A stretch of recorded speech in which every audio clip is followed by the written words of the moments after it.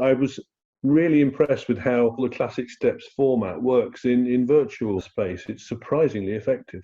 I love your work because it is real. Being able to experience the story, the narratives, it is very powerful. It felt like I was observing a real conversation. I thought it was brilliant. I've been on quite a lot of WebEx calls recently, and I think the way you use breakout rooms, that's really powerful. I think the breakout sessions worked very well. You've got to learn how to use the technology to create more interaction and more feedback, and I think you did it brilliantly.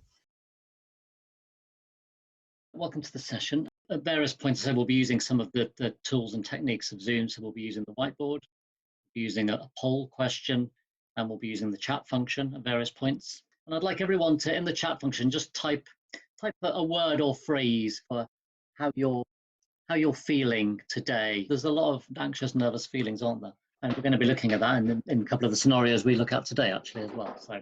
No, go on, please. My virtual door is always open. I'm here if you want to talk. What did you want to say? Yeah, so it's just, with everything that's going on, because my mum's staying with us right now, and the kids are obviously at home. So. So you have a live-in babysitter, right?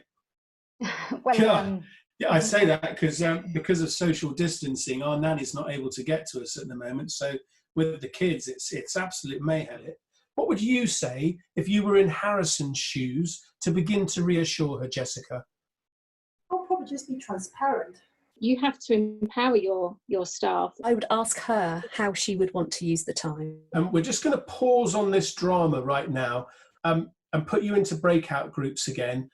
I think that Carl was just doing the call because he had to do the call. He had really no interest in Steve. I don't know if I agree that he didn't care about him. I think it was just different styles, right? And even once he did switch on the camera to a person like me who didn't know Steve, it seemed like he was clearly uncomfortable, something was bothering him. In the interest of time, I'm just going to bring up a quick slide just to summarise some of that. So you've already started to identify some of these things, but Gary, you're going to do a quick poll, aren't you? So on a scale of 1 to 5, where 1 is not at all confident and 5 is totally confident. Okay. 0% not confident at all.